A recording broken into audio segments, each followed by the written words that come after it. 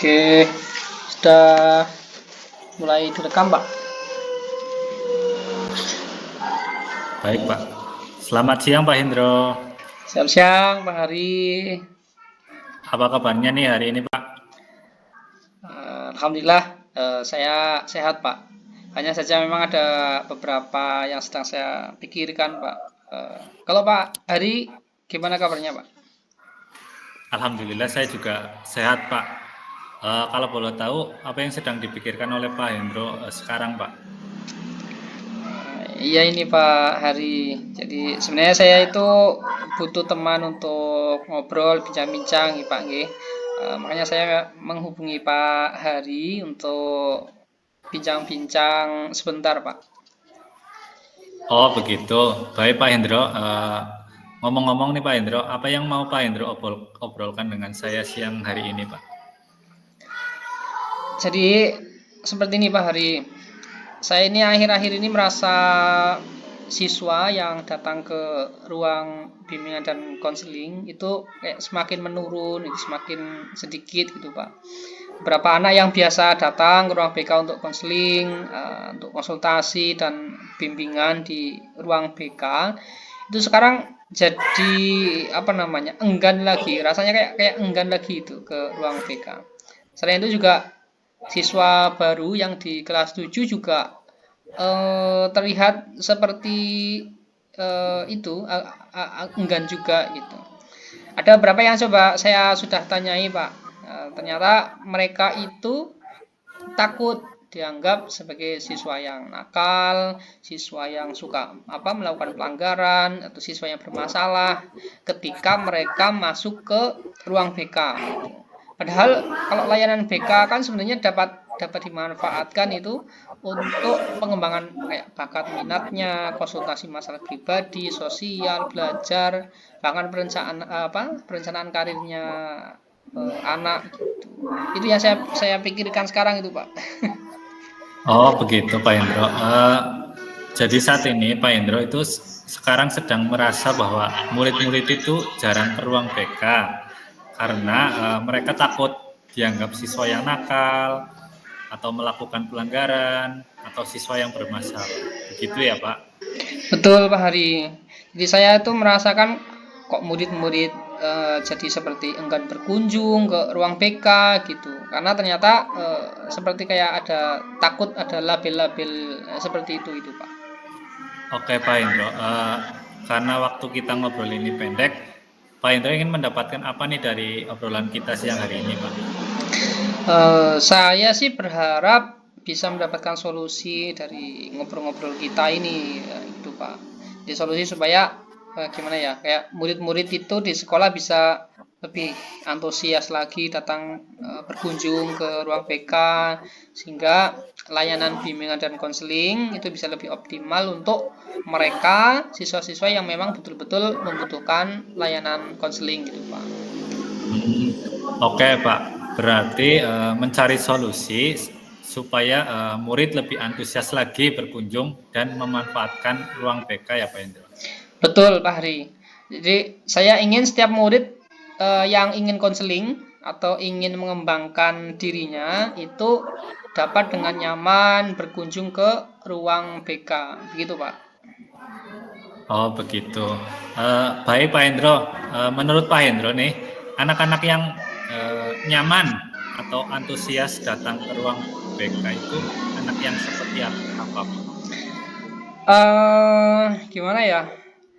Menurut saya, murid yang nyaman, antusias, memanfaatkan layanan BK itu ya mereka yang ya tentunya tidak takut gitu ya Pak ya, yang ketika berkunjung ke ruang BK ya mereka nyaman, terus mereka juga paham tentang pentingnya layanan BK, paham kalau BK itu adalah bukan polisi sekolah gitu, melainkan sahabat siswa gitu yang membantu mereka dalam mengatasi masalah atau mengembangkan potensi mereka. Seperti itu Pak Hari. Jadi begitu ya. Untuk kalau idealnya Pak, murid nyaman dan antusias berkunjung ke ruang BK itu seperti yang dijelaskan Pak Hendro tadi, seperti itu ya Pak? Ya, betul. Seperti itu, idealnya tuh seperti itu, Pak. Oke, kalau murid-murid ada di level itu, kita bilang poin levelnya 10 begitu, eh, terus anak-anak yang tidak nyaman, tidak antusias, dan tidak memahami pentingnya layan BK berada di level 1. Jadi ada level 1 sampai 10. Menurut Pak Hendro ini, murid-murid Pak Hendro itu berada di level berapa sekarang, Pak? Em, Kalau saya amati sih rata-rata ya memang berada di level 4 atau 5 ya, 5 lah, Pak.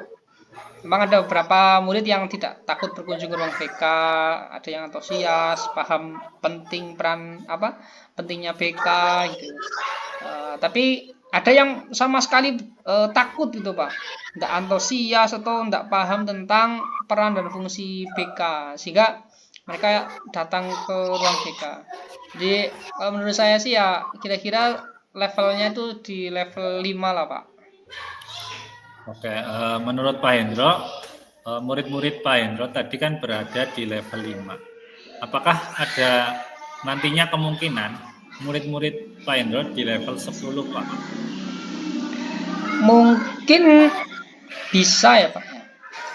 Untuk murid-murid memahami pentingnya layanan BK bisa di level 10 terkait dengan apa namanya pemahaman pentingnya layanan BK. Tapi untuk nyaman dan tidak takut datang ke ruang BK mungkin naiknya mungkin sekitar sekitar 8 dulu, Pak. Karena itu kayaknya ya memang prosesnya juga butuh agak lama gitu, Pak.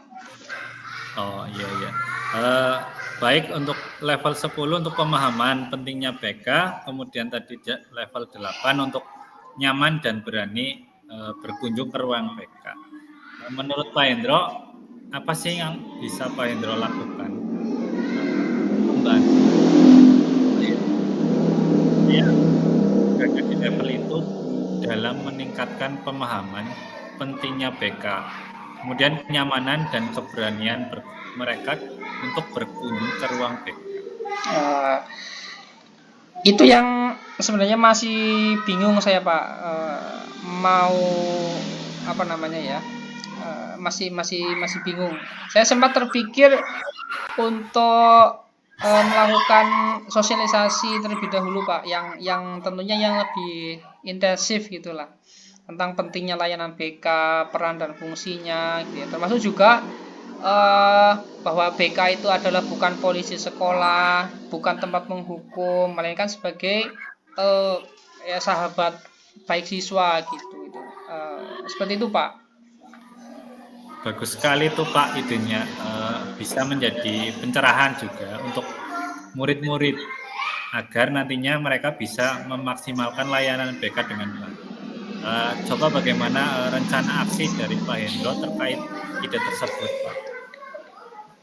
Sebenarnya sih ini, Pak, di bimbingan dan konseling itu ada layanan orientasi atau kayak pengenalan bimbingan dan konseling gitu ya, Pak ya.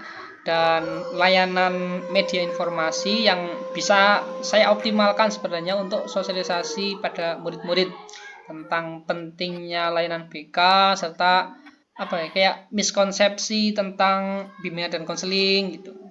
Selain itu juga saya ingin juga memanfaatkan kayak pertemuan guru, tentunya juga dengan izin dukungan dari kepala sekolah ya untuk sosialisasi tentang peran dan fungsi guru bimbingan dan konseling yang seharusnya di sekolah itu, Pak. Wah bagus itu Pak Hendro. Lalu bagaimana untuk menerapkan sosialisasi ke murid dan guru-guru tadi Pak Hendro? Mungkin seperti ini, Pak. Rencana aksi saya itu seperti ini. Saya akan membuat media informasi seperti kayak poster yang menarik gitu, ada beberapa video-video yang menarik tentang BK kayak semacam di TikTok gitu, Pak.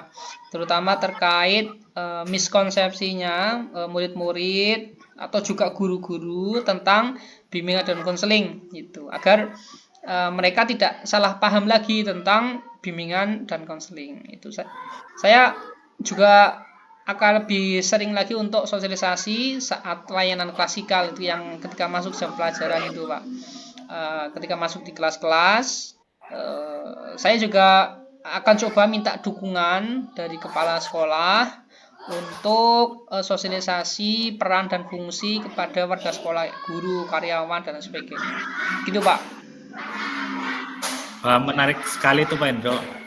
Menurut Pak Hendro, apa ukuran keberhasilan dari rencana aksi Pak Hendro yang akan nanti Pak Hendro lakukan?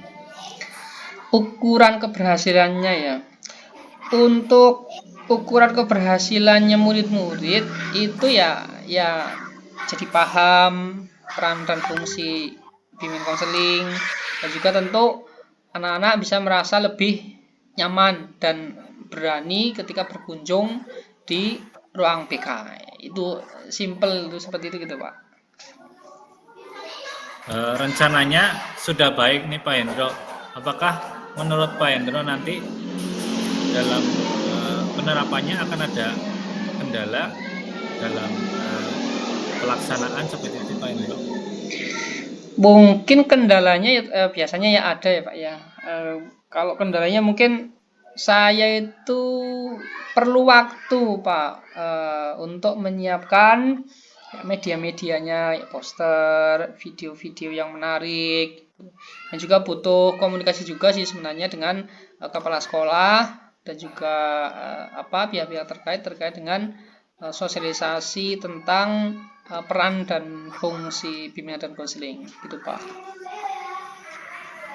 Baik Pak Hendro, pastinya perlu waktu nih Pak Hendro. Mungkin perlu waktu berapa lama untuk mempersiapkan media-media yang dibutuhkan dan komunikasi dengan kepala sekolah itu berapa lama?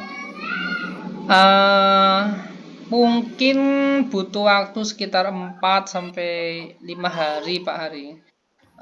Dari mempersiapkan rancangan medianya gitu ya, kayak poster sama video, serta komunikasi dengan kepala sekolahnya Pak. Adakah orang yang mungkin bisa membantu Pak Hendro untuk mempersiapkan sosialisasi ini Pak? Saya sebenarnya mungkin bisa berkolaborasi dengan tim media sekolah ya Pak ya, untuk menyusun rancangan medianya, untuk poster sama video-video yang menarik itu. Jadi kalau untuk sosialisasi pada warga sekolah seperti guru dan karyawan, sebenarnya saya akan awali terlebih dahulu untuk konsultasi dengan kepala sekolah terlebih dahulu gitu Pak. Baik, kira-kira kapan nih Pak Hendro mau menerapkannya di sekolah? Sementara ini saya masih ada agenda yang harus diselesaikan ya Pak ya. Ada beberapa yang memang tidak bisa saya tinggalkan. Jadi mungkin sekitar 2 hari lagi saya bisa memulainya Pak. Berarti 2 hari ya Pak Hendro. Kita sudah ngobrol-ngobrol nih Pak. Apa yang Pak Hendro dapatkan nih dalam sesi ngobrol kita pada siang hari ini Pak? Iya Pak Hari. Jadi tadi awalnya saya kan sempat bingung ya Pak ya, terkait murid-murid ya, keresahan saya murid-murid berkunjung ke ruang bimbingan dan konseling itu karena mereka takut dibilang murid yang bermasalah, nakal, melanggar peraturan dan sebagainya. Padahal mungkin mereka membutuhkan layanan BK itu. Tapi di akhir obrolan saya dengan Pak Hari itu sudah mendapatkan solusi Pak untuk melakukan yaitu sosialisasi yang lebih intensif terkait dengan peran dan fungsi BK pada murid maupun warga sekolah. Tentunya tujuannya ya untuk menjadikan murid itu lebih nyaman berkunjung ke ruang BK, memanfaatkan layanan bimbingan dan konseling. Gitu Pak Hari. Wah, bagus itu Pak Hendro. Artinya sudah menemukan solusinya ya. Ya. Tetap semangat untuk selalu belajar ya Pak Hendro. Siap. Terima kasih Pak Hari. Insya Allah ini saya sudah mulai semangat lagi nih Pak. Terima kasih sudah berkenan ngobrol dengan saya ya Pak ya. Sama-sama Pak Hendro. Kalau butuh support jangan lupa hubungi saya kembali nggih. Untuk setelah nanti pelaksanaan sosialisasinya, jangan lupa cerita ke saya juga bagaimana keseruannya. Baik, siap. Terima kasih Pak Hari. Assalamualaikum. Waalaikumsalam. Berarti untuk yang pertama dah selesai nggih. Langsung dilanjut Pak. Oke, lanjut yang Saya sebagai coach. ya, siap. Saya sebagai coach ya Pak ya. Nggih. Pak Hari coach. Baik. Sebentar. Selamat siang Pak Hari. Selamat siang Pak Hendro. Bagaimana ini kabar Pak Hari hari ini? Sehat? Semangat ya Pak Hari ya? Alhamdulillah sehat Pak Hendro. Tetapi agak sedikit kurang bersemangat nih. Kalau Pak Hendro, gimana nih kabarnya siang hari ini? Alhamdulillah, Pak saya sih baik-baik saja Pak. Tadi kurang bersemangat. Kenapa Pak Hari kurang bersemangat ini? Iya nih Pak Hendro, saya butuh teman ngobrol. Ini makanya saya menghubungi Pak Hendro untuk berbincang-bincang sebentar Pak. Oh begitu nggih. Baik, kita ngobrol bareng-bareng. Mungkin ya kita cari momen ini biar suasananya lebih santai ya Pak ya. Setuju Pak Hendro, biar siap. santai ngobrolnya Ya, seperti itu Pak. Siap. Ngomong-ngomong ini Pak Hari, apa yang mau Pak Hari obrolkan dengan saya siang hari ini Pak? Jadi begini Pak Hendro, saya itu sedang bingung tentang pembelajaran di kelas saya. Kebetulan saya mengajar di kelas 6 pada materi teks prosedur itu murid-murid itu tidak bisa fokus dan masih kurang antusias dalam pembelajaran. Saat saya berikan penilaian formatif, nilai murid-murid juga rata-ratanya itu rendah sekali.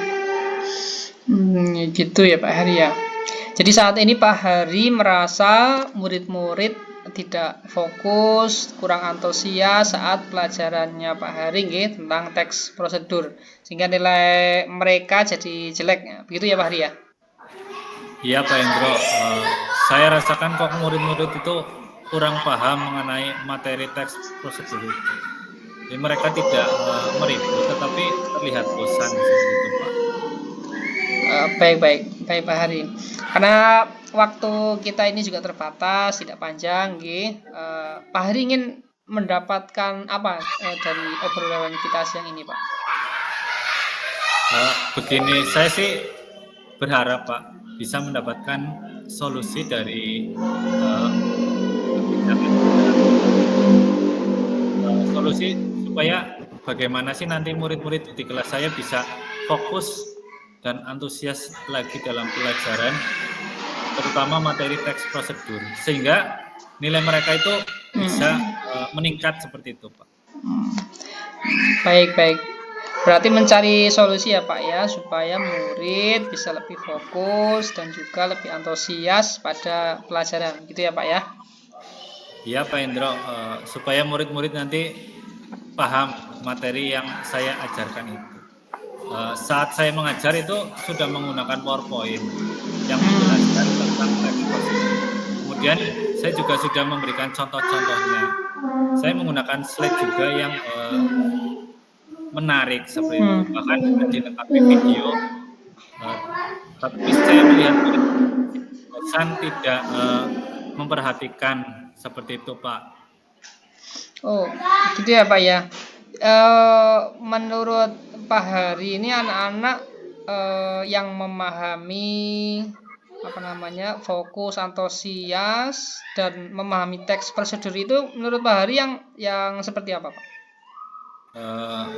Bagaimana ya? Menurut saya sih murid yang fokus dan antusias itu yang bisa memperhatikan saat proses pembelajaran, berperan aktif dalam pembelajaran, lalu yang memahami materi itu dengan jelas, misalnya tahu jenis-jenis teks prosedur dan langkah-langkah dalam pembuatan. Jadi gitu ya Pak ya. Kalau idealnya nih Pak, murid yang fokus, antusias, seperti itu yang dijelaskan seperti Pak Hari jelaskan. Begitu ya Pak ya? Idealnya Pak. Jadi Pak, iya sih untuk idealnya seperti itu Pak. Baik, Pak Hari, kalau murid-murid ada di level itu, kita bilang poinnya itu level 10 ya, yang ideal itu Pak. Terus anak-anak yang tidak fokus, tidak antusias, dan tidak memahami materi itu kita anggap di level 1. Menurut Pak Hari ini, murid-murid di kelasnya Pak Hari itu berada di level berapa Pak? Kalau saya mengamati Pak, untuk rata-rata untuk murid-murid di kelas saya itu berada masih di level 5 sih Pak.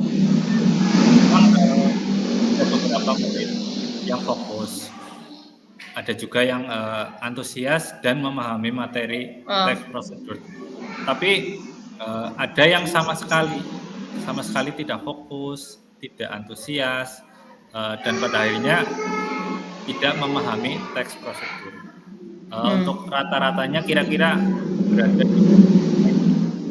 Baik, menurut Pak Hari nih, murid-murid Pak Hari tadi kan berada di level 5 ya, untuk memahami, bisa fokus, antusias, dan memahami materi.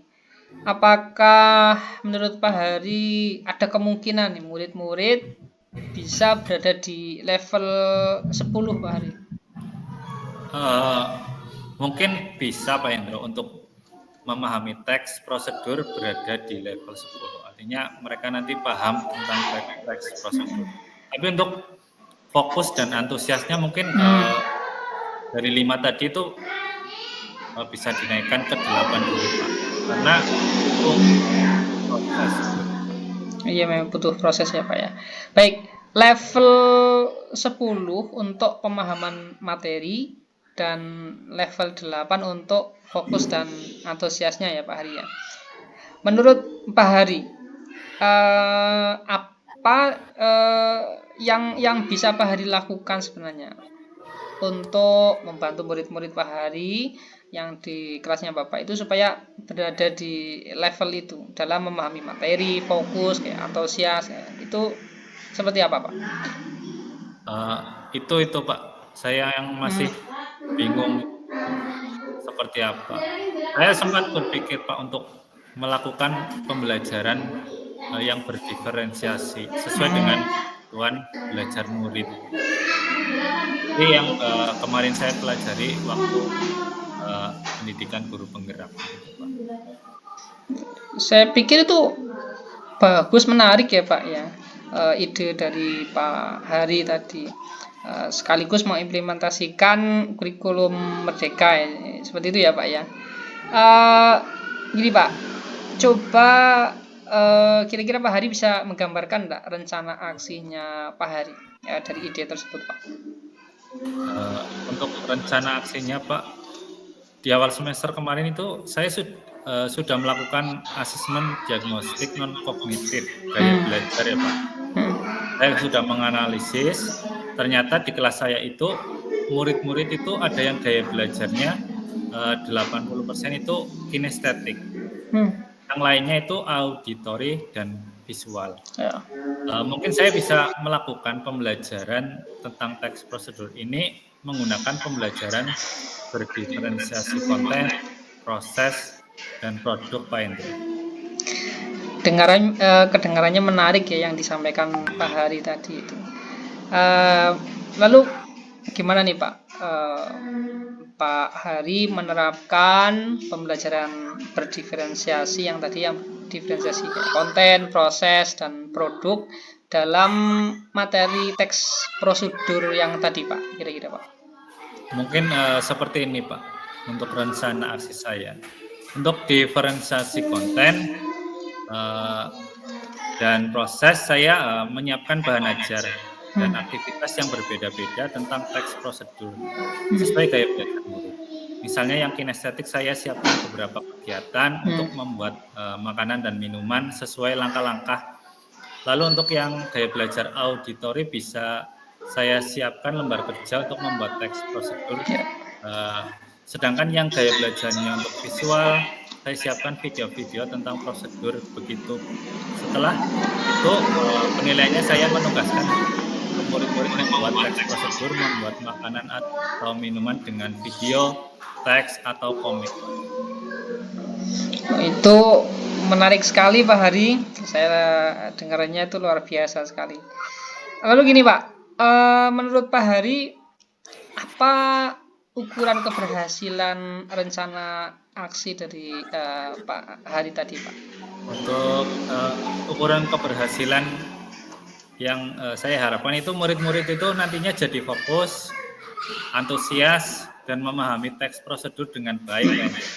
Nah, untuk penilaiannya juga tidak monoton dengan mengerjakan soal-soal, tapi mereka juga membuat yang membuat murid itu nanti lebih aktif lagi.